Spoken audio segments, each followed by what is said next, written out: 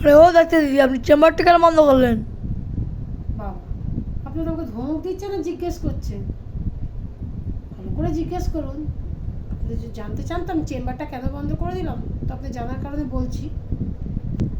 একটা পেশেন্ট আমার কাছে এসছে, তো এসে সে আমাকে বলছে আমার ওয়েটটা বেড়ে গেছে, আমি কী করবো। তো আমি তাকে জিজ্ঞেস করলাম যে আপনি সকালবেলা কী খান। সে বলছে আমি 6টা রুটি, 6টা ডিম সেদ্ধ, 6টা ফল, 6 গ্লাস দুধ, সে আরও বিভিন্ন ধরনের খাবারের কথা বলছে। আমি বলছি দুপুরে আপনি লাঞ্চে কী করেন? বলছে আমি যা খাই 4 প্লেট করে খাই। আমি বলছি যেমন? বলছে 4 প্লেট ভাত, 4টে ডিম, 4টে মাংস, 4টে মাছ, যা খাই 4টে। তো এরকম ইভিনিং রাত সব কথাই বললো। তাই আমি বললাম ঠিক আছে, আমি আপনাকে যেটা ডায়েট চার্ট করে দিচ্ছি আপনি সেটা ফলো করবেন।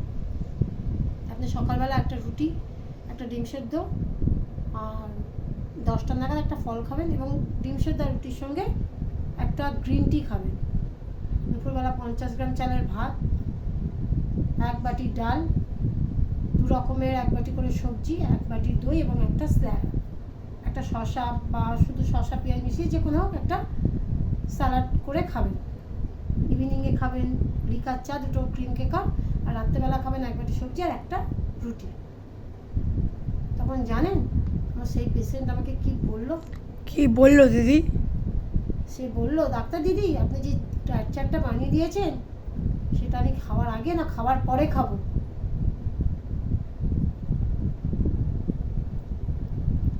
আমি কেন মরি না, আমি সেটাই ভাবছি।